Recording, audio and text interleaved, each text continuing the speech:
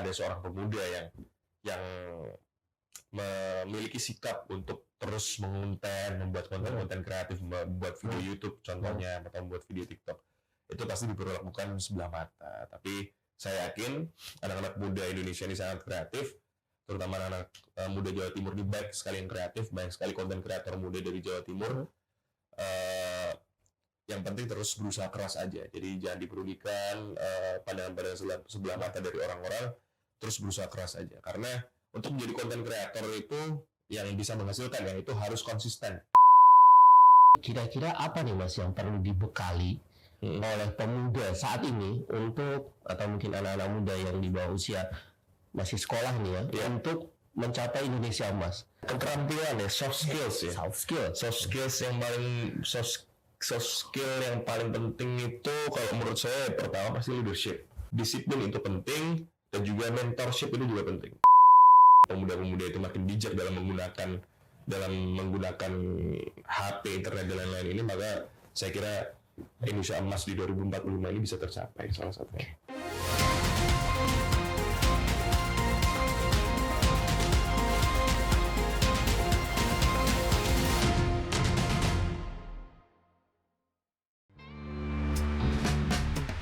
Berawal dari kota kecil yang kaya akan budaya, Ponorogo, Jawa Timur, tumbuh besar dengan semangat membangun, dan kini melangkah sebagai pemuda yang berkiprah untuk perubahan.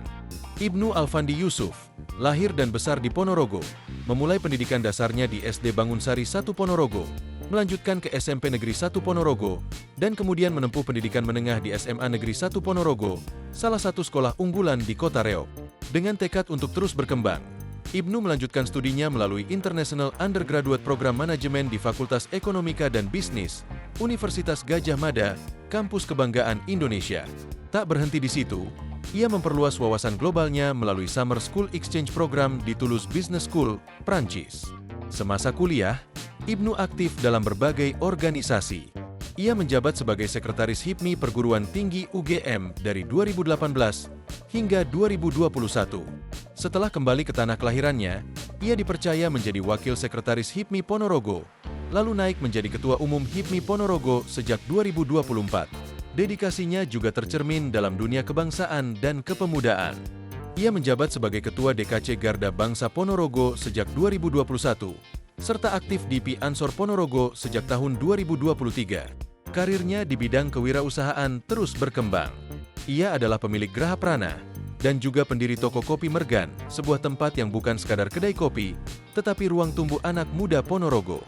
Puncak dari perjalanan dedikasi dan pengabdiannya terwujud saat Ibnu dipercaya oleh masyarakat sebagai anggota DPRD Provinsi Jawa Timur periode 2024-2029. Di usia muda, Ibnu membuktikan bahwa kepemimpinan, kerja nyata, dan visi perubahan bukan hanya wacana, melainkan langkah yang terus ia perjuangkan. Ibnu Alfandi Yusuf, wirausahawan muda, politisi masa depan, pemimpin yang lahir dari rakyat, untuk rakyat.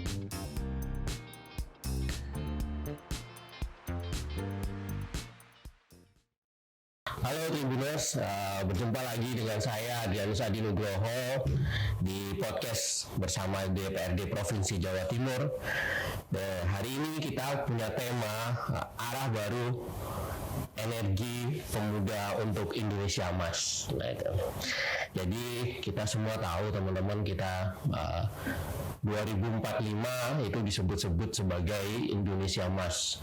Dan hari ini para pemudanya itu bekerja keras untuk bisa mewujudkan visi itu. Apalagi kita semua para pemuda juga punya berbagai peran strategis sebagai agen perubahan sosial, politik, dan ekonomi di negara ini yang diharapkan bisa membawa ide-ide baru, solusi kreatif, dan inovasi yang mampu membangun bangsa Indonesia. Dan hari ini juga kita di sini sudah kedatangan tamu seorang pemuda yang sudah usianya masih sangat muda, tapi saat ini dia sudah mendapatkan peran yang sangat penting di DPRD Provinsi Jawa Timur. Nah, yang hadir bersama saya Mas Ibnu Alfandi Yusuf SE. Beliau adalah anggota Komisi A DPRD Jawa Timur. Assalamualaikum Mas Ibnu. Waalaikumsalam Mas Adri. Selamat sore teman-teman Tribuners. Nah ini beneran ini adalah seorang pemuda, benar-benar muda ini. Usianya sekarang mohon maaf Mas. Ini 26. Satu bulan lalu 26, tapi saya masih merasa 25. Masih merasa 25. Jadi Mas Ibnu ini masih 26 tahun dan dia sudah menjadi anggota DPRD Jawa Timur di Komisi A. Tuh, gitu. Mas kalau boleh tahu ini sebelum kita berbicara soal pemuda nih Mas. Oke. Mungkin karena Mas masih muda, mungkin bisa diceritakan Mas. Mas itu kok bisa kemudian memilih untuk menjadi anggota DPRD gitu dan Jawa Timur, dan sekarang perkenalan Mas dari dapil mana gitu. Oke, pertama perkenalan dulu ya. Ya. Buat teman-teman Tribuners, perkenalkan saya Ibnu Alfandi Yusuf, bisa dipanggil Mas Ibnu. Saya berumur 25 tahun. Saya asli Kabupaten Ponorogo, lahir di Kabupaten Ponorogo, dan melalui proses pemilu 2024 kemarin saya diberi kepercayaan yang luar biasa oleh masyarakat Jawa Timur Dapil 9 untuk menjadi DPRD Provinsi Jawa Timur periode 2031 sorry, karena yang terbaru putusan MK ini. Ya. Jadi 2024-2031 insya Allah, tapi sampai sekarang masih belum pasti ya putusan MK itu, tapi kira-kira ya menuju pasti lah insya Allah. Ya, tapi jarang ada putusan MK gitu. Betul, jarang ada. Kecuali amandemen ya. Dari saya sekarang bertugas di Komisi A yang meliputi pemerintahan dan juga legislasi dan undang-undang. Itu semuanya senior semua, saya termuda di komisi. Saya ini serba termuda Mas, dari berbagai lini yang saya masuki. Saya pemerintahan termuda, di organisasi termuda, Dengar ketua HIPMI ini ya. betul, di ketua itu saya ketua HIPMI termuda juga, di keluarga pun saya termuda. Oh gitu. Maksudnya paling muda di keluarga terakhir gitu. Anak bungsu nih ya. Anak bungsu gitu. Oke, Mas, ini tadi kan diceritakan ya, Mas sebagai anggota yang termuda gitu. Ada kendala nggak Mas? Maksudnya pengalaman apa yang Mas dapatkan selama jadi anggota DPR dan berinteraksi dengan Para senior. Begitu juga ketika di lapangan kemarin, misalnya lagi ngumpulin para pemilihnya, kita lagi itu reses misalnya, terus bertemu dengan ya senior banget kan, Itu kan ya, umurnya jauh di atas saya. ya gitu. Terutama kalau terkait komunikasi bersama senior di kedewanan ini, saya kira semua lini di kedewanan termasuk eksekutif dan teman-teman legislatif itu semuanya senior saya. Saya ini di DPRD Provinsi Jawa Timur di antara 120 anggota yang di bawah 30 tahun itu cuma 2 orang. Saya berada dari Gerindra, itu Mas Bima untuk Gerindra Banyuwangi. Itu ada 2 orang di antara 120 anggota itu. Jadi saya kira ini jadi tantangan pribadi buat saya untuk berkomunikasi secara maksimal dengan para senior yang ada di kedewanan di dalam fraksi maupun di luar fraksi.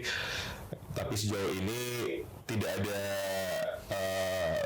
respon negatif dari para senior di fraksi maupun di luar fraksi. Itu sangat-sangat responsif, sangat-sangat membimbing, dan juga suka memberi saran-saran yang baik untuk kami para junior gitu. Jadi saya kira tantangan di dalam unsur kedewanan tidak terlalu banyak karena karena teman-teman fraksi, senior fraksi dan di luar fraksi, seluruh anggota dewan dan eksekutif pun bahkan itu semuanya memandang anggota dewan ini setara, tidak memandang umur. Justru malah kehadiran saya sebagai anggota yang hitungannya sangat muda, umur 26 tahun ini, justru mereka malah sering meminta respon-respon dan pendapat dan perspektif dari anak muda itu seperti apa gitu. Jadi setiap ada isu, setiap apapun ada pembahasan, saya selalu ditanyai gimana Mas Ibnu, pendapat Mas Ibnu terkait dari generasi muda ini yang mewakili di legislatif di DPRD Provinsi Jawa Timur gitu. Kalau hubungan dengan konstituen yang notabene para senior itu saya kira juga tidak ada tantangan sama sekali. Karena dari dulu memang saya sering mengikuti ayah saya untuk mengikuti kegiatan kemasyarakatan. Jadi saya kira saya sudah memiliki banyak jam terbang ya, pengalaman untuk berkomunikasi dengan masyarakat dari berbagai umur, berbagai gender, laki-laki maupun perempuan, mau umur berapapun saya sudah cukup fleksibel untuk berkomunikasi dengan berbagai kalangan masyarakat, terutama masyarakat senior gitu. Oke, Mas, ini kita langsung masuk aja, Mas, sebagai pemuda. Bagaimana Mas melihat pemuda di Indonesia ini, atau mungkin Jawa Timur ya, kita ngomong Jawa Timur, itu untuk mewujudkan visi Indonesia aktif itu, Mas melihatnya seperti apa peran pemuda itu? Jadi pemuda itu memiliki peran sentral dan vital terhadap ekonomi bangsa. Karena sering kita dengar dan sering kita ketahui bahwa sering digaungkan Indonesia ini akan menjemput Indonesia emas di 2045. Pertanyaannya kenapa ada spesifik tahun 2045? Nah ini harus diketahui bahwa di tahun 2045 nanti kita, negara Indonesia, NKRI ini akan mencapai yang namanya bonus demografi.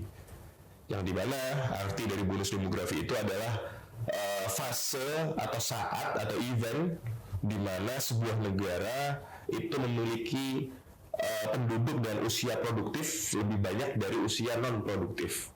Nah itulah arti bonus demografi. Nah nanti Indonesia akan mencapai bonus demografi itu diperkirakan oleh para saintis, para ilmuwan itu di tahun 2045. Nah biasanya negara-negara yang bisa dan berhasil menaiki ombak bonus demografi itu akan naik step dari negara berkembang jadi negara maju. Nah, maka sering digaungkan oleh pemerintah bahwa Indonesia ini akan menjemput Indonesia emas di tahun 2045, dan peran pemuda ini akan sangat vital karena yang namanya usia produktif itu dari rentan umur, kalau tidak salah ya nanti bisa di-cross check, itu 18 sampai 39, berapa? 35. Nah itu kan rentan usia produktif, jadi itu sangat penting karena itu mayoritas pemuda. Maka tentu saja peran pemuda itu sangat penting dan sangat vital untuk menjemput Indonesia emas ini tahun 2045 nanti. Nah, kemudian ini Mas juga sudah mulai masuk ke konstituen kemarin kan.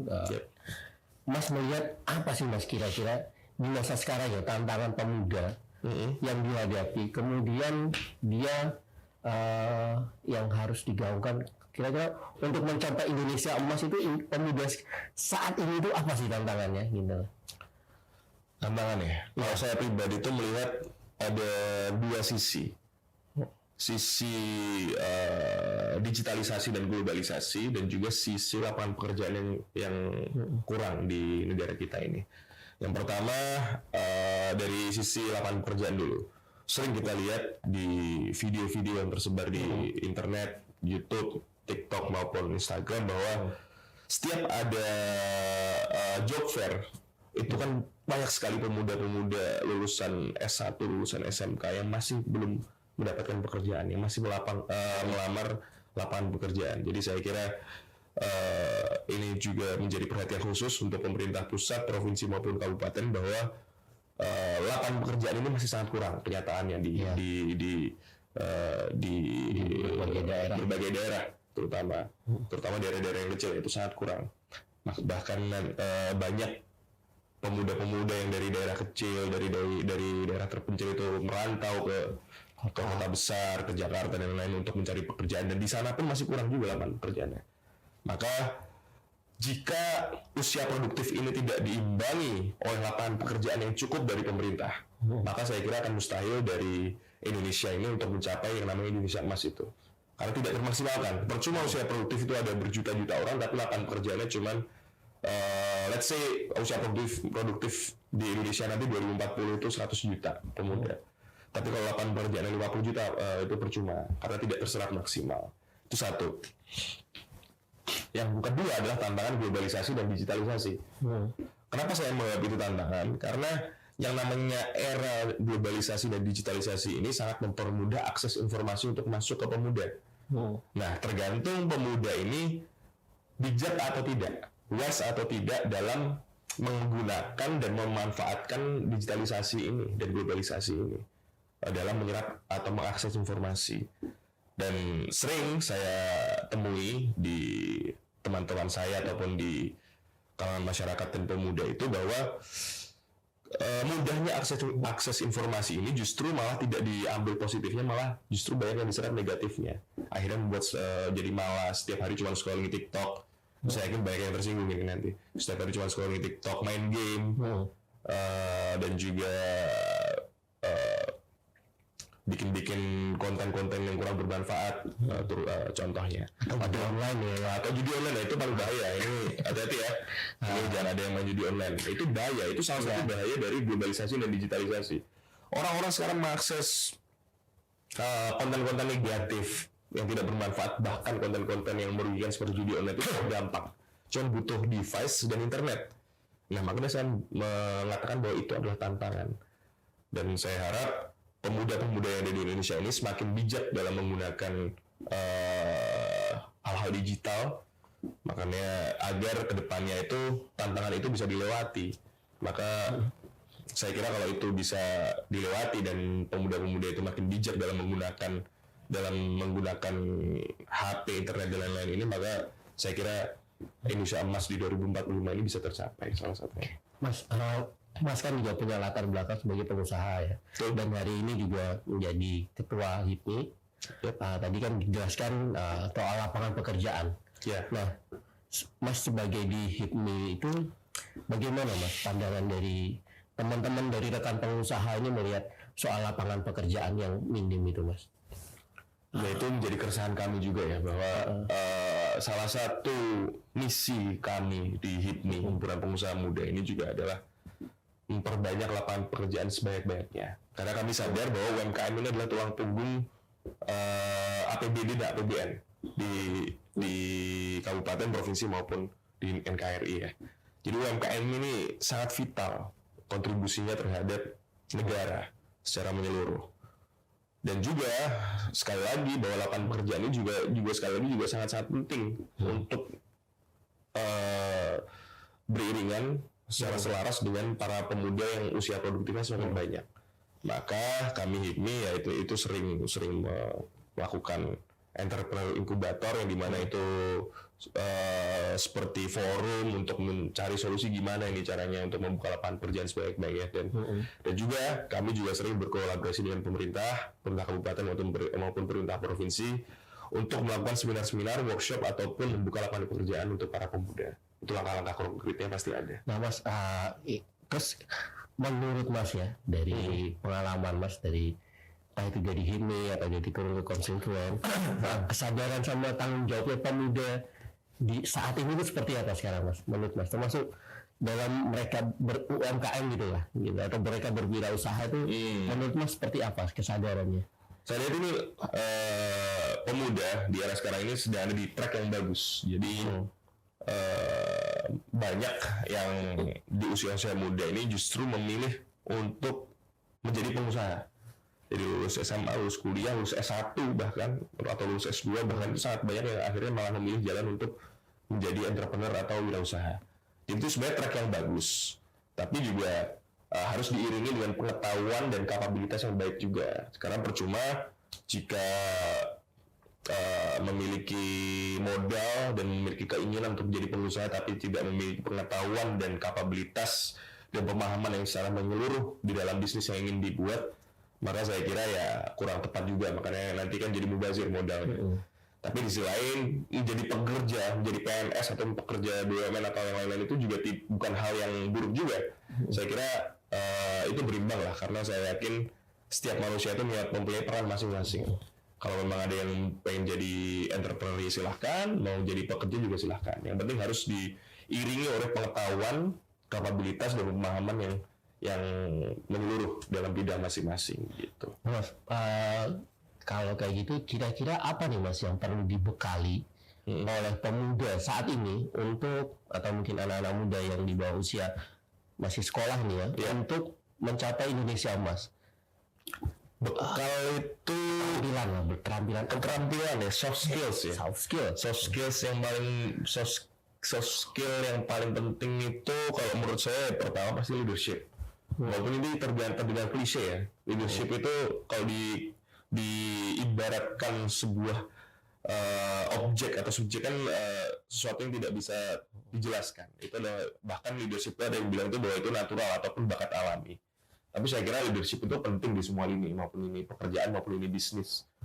Di setiap lini maupun tugas yang diberi oleh siapapun itu dan kepada siapapun itu, saya kira leadership itu sangat penting karena leadership itu membawa kebijaksanaan dalam membuat sebuah keputusan. Maka leadership itu penting, disiplin itu penting, dan juga mentorship itu juga penting. Mentor itu penting, mentor, disiplin, dan leadership. Nah, yang terakhir ini mentor ini, saya kira itu juga sangat penting. Banyak pemuda sekarang ini malah justru melihat generasi-generasi senior ini sebagai seorang boomer. Sebagai seorang boomer itu justru maksudnya anak-anak pemuda ini melihat bahwa statement dan pendapat para senior ini malah kurang relevan dengan zaman yang sekarang. Itu sebenarnya salah. Pesan saya kepada pemuda, pokoknya kalau pengen sukses itu tadi dua tadi, leadership, disiplin, dan yang terakhir adalah mentor. Jangan menyepelekan statement-statement dan pendapat dari para senior ya, karena mau bagaimanapun para senior ini, generasi-generasi senior ini sudah melakukan manis asinnya hidup. Jadi saya kira banyak ilmu-ilmu dan petuah-petuah yang bisa diserap dari para generasi senior. Jadi saya kira ya, itu carilah mentor. Mas, ini kalau misalnya kita melihat peta pendidikan di Indonesia atau di Jawa Timur, tiga hal itu sebenarnya udah mewakili belum? Udah tercermin belum dalam pendidikan sistem pendidikan kita sebenarnya? Atau itu bisa didapatkan dari pendidikan non formal teman-teman gitu? Jadi kalau berkaca dengan kurikulum pendidikan yang ada di negara kita, negara Indonesia ini, saya kira itu kurikulum untuk membentuk sebuah mesin atau ini membentuk sebuah bukan mesin sebuah hal yang konsisten lah, maksudnya sebuah hal yang pasti. Dan padahal di dalam kenyataan hidup, realitanya kehidupan itu sangat tidak pasti. Hal-hal seperti leadership,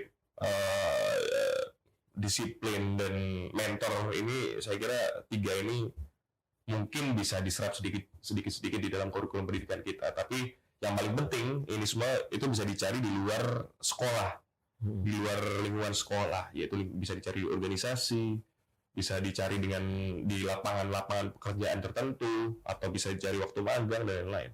Apalagi mentor, kalau mentor itu susah dicari di sekolah. Kalau di sekolah kan ketemunya kan yang seumuran semua. Cara menemukan mentor ya harus keluar dari zona nyaman, habis itu carilah itu di mana. Mau di pondok pesantren, bisa di tempat bisnis, bisa di lapangan pekerjaan atau yang lain-lain. Itu bisa cari mentor di situ. Berarti pendidikan non formal baik organisasi itu sekarang itu sangat dibutuhkan ya berarti ya. Betul. Untuk menemukan mentor ya. Kemudian ini Mas, apakah karakter pemuda yang ada saat ini ya yang di era-era sekarang itu sudah mewakili itu enggak Mas? Yang sekarang? Ya, maksudnya gimana? Tadi kan kita ngomong soal mentorship, kemudian leadership. Nah, anak-anak muda zaman sekarang itu apakah sudah menyadari kebutuhan ini nggak sih sebenarnya? Ya, yang pasti kalau saya bilang semuanya menyadari itu pasti belum. Masih ada beberapa porsi, beberapa persentase yang dimana itu beberapa menyadari dan ada juga yang belum. Terutama kesenjangan informasi dan pengetahuan antara pemuda-pemuda yang ada di kota yang besar dan di tempat-tempat desa atau kabupaten terpencil itu sangat jauh, saya kira. Jadi akses informasi dan pengetahuan itu ada kesenjangan di sini. Dan kebanyakan yang ada di kota, saya yakin kesadaran-kesadaran terkait hal yang penting untuk menjadi generasi muda yang bisa menjemput Indonesia emas itu kalau di kota-kota besar, saya kira beberapa sudah menyadari. Tapi kalau di kota-kota kecil itu masih banyak yang kurang. Itu saya kurang tahu tuh dari segi lingkungan ataupun akses informasi ataupun dari sekolah ataupun apa, saya kurang tahu. Nah, makanya saya kira harus berusaha lebih keras lagi. Jadi yang dari kabupaten ataupun tempat-tempat yang hiruk pikuk dan akses informasinya kurang itu lebih bekerja keras lagi aja gitu. Mas, dari DPRD Jawa Timur sendiri, apakah udah ada program nggak Mas kira-kira untuk memperkuat peran pemuda di Jawa Timur ini untuk mencapai Indonesia Emas gitu, atau mungkin sudah ada kolaborasi yang dilakukan Dari pemerintah provinsi apa dari DPRD di Jawa Timur? dari Jawa Timur dulu? DPRD Jawa Timur untuk program-program, kalau dari program gubernur saya kurang memantau, tapi kalau program-program pribadi saya dari sisi Komisi A dan juga pemerintahan, saya kira sangat banyak program-program konkret yang sering kami lakukan. Salah satunya yang sangat-sangat penting dan berguna dan sering saya lakukan adalah sinergitas bersama Kominfo terkait pentingnya menghadapi tantangan yang tadi saya sebut, yaitu era globalisasi dan digitalisasi. Itu sangat sering kami bersinergi dengan Kominfo untuk melakukan sosialisasi dan workshop, dan semua pesertanya selalu pemuda. Itu tujuan kami adalah yaitu tadi mempersiapkan generasi muda yang siap untuk menghadapi tantangan globalisasi dan digitalisasi itu tadi. Itu salah satu program konkret dari kami. Gitu. Mas, biasanya itu kan ada kita nyebut ekonomi kreatif gitu. Betul. Bagi anak-anak muda juga sekarang juga gemar memfoto, gemar bikin konten lah istilahnya ya. Nah, menurut Mas anak-anak yang seperti ini apa ya, diperlakukannya seperti apa sih sebenarnya Di dunia yang media sekarang sosial ini? di media sosial ini, Iya, itu kan salah satu bentuk ekonomi kreatif. iya, Tergantung, itu semua perlu usaha keras untuk menghasilkan ya dari segi konten seperti itu ya. Dan saya yakin kalau dari generasi senior ini melihat hal seperti itu pasti kurang menarik, karena para senior pasti melihat yang menjanjikan itu pasti ya dua, kalau nggak jadi pengusaha entrepreneur, kalau nggak ya bekerja di suatu instansi ataupun di pemerintahan. Nah, sekali lagi kalau ada seorang pemuda yang memiliki sikap untuk terus membuat konten kreatif, membuat video YouTube contohnya, atau membuat video TikTok, itu pasti diperlakukan sebelah mata. Tapi saya yakin anak-anak muda Indonesia ini sangat kreatif, terutama anak muda Jawa Timur ini banyak sekali yang kreatif, banyak sekali konten kreator muda dari Jawa Timur. Yang penting terus berusaha keras aja. Jadi jangan dipedulikan pandangan-pandangan sebelah mata dari orang-orang, terus berusaha keras aja. Karena untuk menjadi konten kreator itu yang bisa menghasilkan ya itu harus konsisten. Jadi nggak bisa langsung sekali bikin video langsung viral, itu nggak bisa. Jadi yang diperlukan adalah konsistensi dan semangat gitu aja, dan kreatif. Nah, terus ada juga selain itu Mas, sekarang itu di Jawa Timur itu saya melihat itu banyak startup gitu loh. Betul. Nah itu. Dari Mas ini kan dari HIPMI ya. Ya. Apakah ada pengalaman ya Mas berinteraksi dengan startup nih, atau mungkin dari HIPMI udah mulai banyak nih startup masuk ke HIPMI gitu? Startup saya sering bersinggungan, sering berkomunikasi, apalagi HIPMI pun sekarang itu semuanya serba startup. Maksudnya kita itu terkumpulkan dalam suatu aplikasi yang namanya HIPMI Circle. Nah, itu adalah salah satu terobosan yang dimana sekarang itu semua serba digital. Tapi kalau usaha startup yang paling berkesan buat saya ini adalah punya teman saya, yaitu usaha data scraping. Ini mungkin bisa jadi ilmu juga ya buat teman-teman pemuda ya. Teman saya ini memiliki satu-satunya perusahaan data scraping LinkedIn. Oh ya. Nah, LinkedIn. Dan dia nge-scraping, jadi sistemnya itu dia nge-scraping beratus-ratus juta profil orang di LinkedIn. Habis itu scrapingnya itu dijual kepada perusahaan-perusahaan yang bikin open recruitment. Jadi habis di scraping itu bisa diklasifikasikan langsung kira-kira perusahaan itu mau yang mau pekerja yang modelnya kayak gimana gitu. Jadi itu satu-satunya perusahaan startup data scraping LinkedIn di dunia.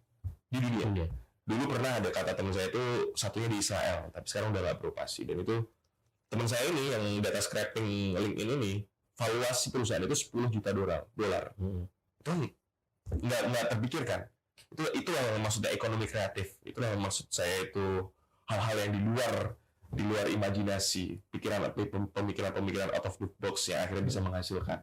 Teman saya itu masih muda, 30-an tahun umurnya. Di umur 30-an tahun itu dia punya perusahaan yang mempunyai valuasi $10 juta, yang dimana itu adalah satu-satunya di dunia. Nah itu mungkin bisa diinspirasi lah buat teman-teman untuk berpikir out of the box. Oke. Nah Mas, kemudian kita kan kalau ngomongin startup juga pasti kan ngomongin kolaborasi. Banyak orang bilang kolaborasi adalah kunci gitu. Nah, sebenarnya sebagai dengan Mas latar belakang pengusaha, memandang kolaborasi ini seperti apa sih maksudnya? Kolaborasi itu penting lah kolaborasi itu. Tapi tidak selamanya kolaborasi itu sukses, karena kolaborasi itu adalah suatu fusion atau menggabungkan pemikiran-pemikiran dan pekerjaan-pekerjaan dari beberapa menjadi satu kan. Itu penting kolaborasi. Tapi sekali lagi yang lebih penting adalah kreativitas, karena di posisi kita, di negara kita ini atau di dunia ini sudah sulit untuk menciptakan hal baru. Jadi hampir semua hal ini sudah terciptakan. Mau bikin startup model apa? Model kayak fusion antara Gojek dan Tokopedia kan udah ada gitu. Bahkan itu kurang sukses juga. Atau fusion apalagi ya, kolaborasi apalagi ya. Banyak lah kolaborasi antara perusahaan-perusahaan besar ataupun startup ini. Tapi saya kira kalaupun kolaborasi tapi tidak diiringi dengan kreativitas, itu pasti kurang berhasil. Jadi yang paling penting dari usaha atau apapun itu adalah USP. Kalau ini pengetahuan saya di waktu kuliah ya, itu USP ya, itu unique selling point. Jadi hal unik apa yang kalian jual kepada pembeli itu atau kepada orang-orang gitu. Jadi harus unik sekarang ini. Walaupun tidak baru tapi tetap unik, itu insya Allah pasti bisa berhasil. Gitu. Mas, kemudian ini juga yang sering jadi pertanyaan jadi keraguan kita kan. Orang-orang sekarang bapak-bapak itu kadang memandang anak muda ini jadi konten kreator, mainnya HP, padahal dia ada konten kreator. Nah, bagaimana mengubah persepsi orang ini kira-kira bahwa anak muda itu berdaya loh meskipun nggak harus jadi pegawai gitu. Ya. Nah itu.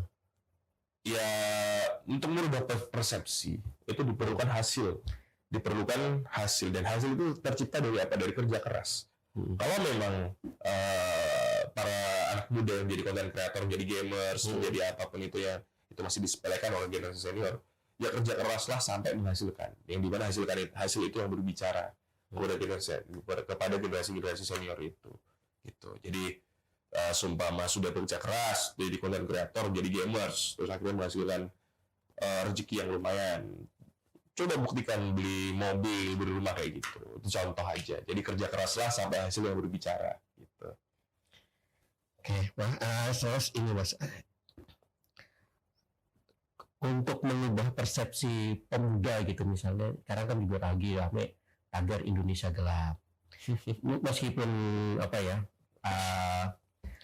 hal itu mungkin benar, tapi kan kita harus mengubahnya jadi optimisme. Nah ini ya.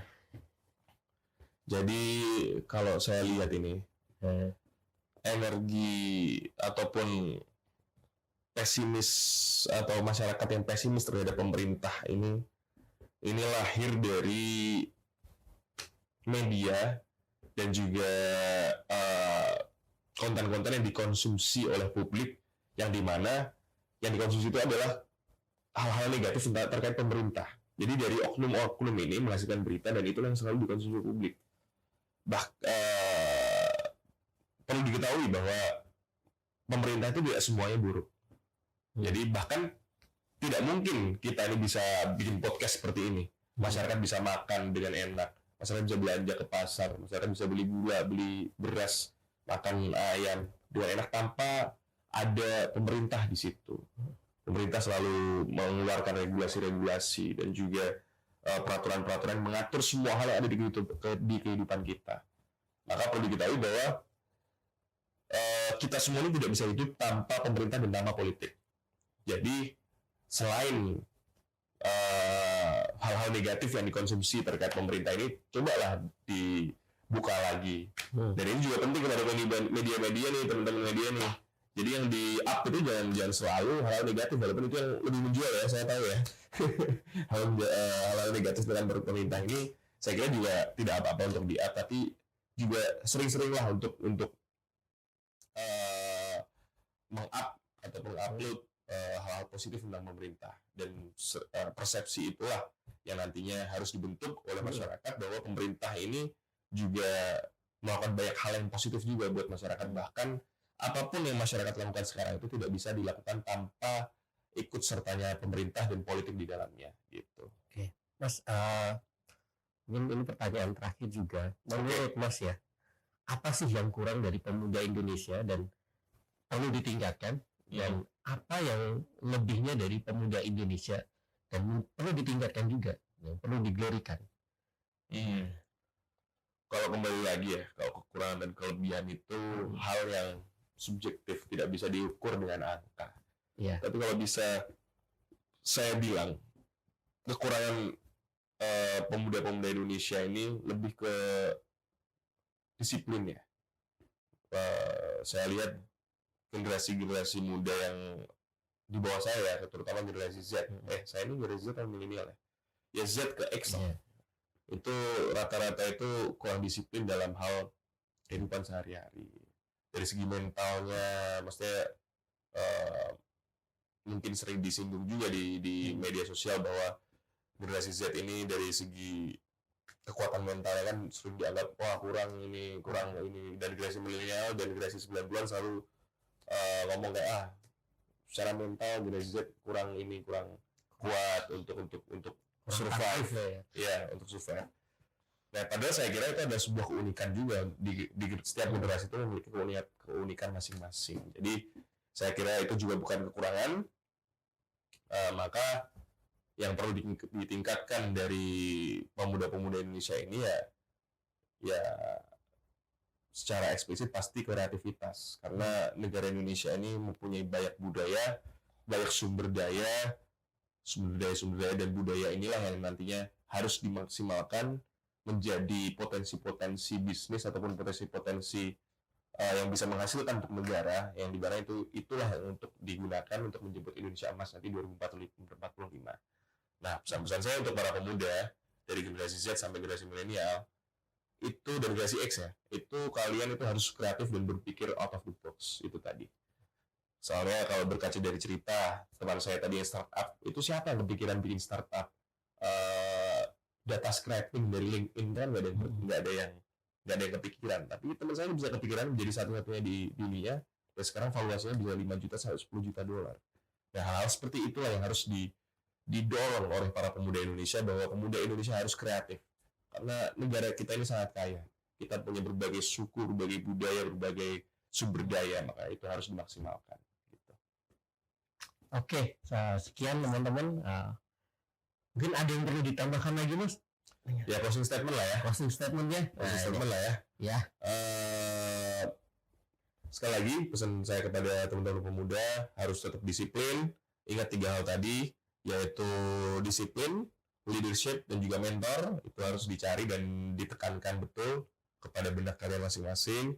Dan juga perlu dijadikan perhatian bahwa yang namanya bonus demografi itu seperti koin dengan 2 sisi. Jadi jangan sampai Indonesia nanti tidak bisa memaksimalkan yang namanya bonus demografi, tapi malah mengalami yang namanya bencana demografi. Nah, bencana demografi itu adalah situasi di mana suatu negara itu gagal memaksimalkan bonus demografi. Maka terus bekerja keras, terus konsisten, dan terus disiplin, dan jadilah kreatif untuk menjemput Indonesia Emas 2045. Jangan sampai Indonesia Emas mengalami bencana demografi. Makanya mari kita jemput bonus demografi demi Indonesia Emas 2045. Gitu. Oke. Sekian teman-teman diskusi kita hari ini dengan Mas Ibnu. Sampai jumpa di talk show berikutnya.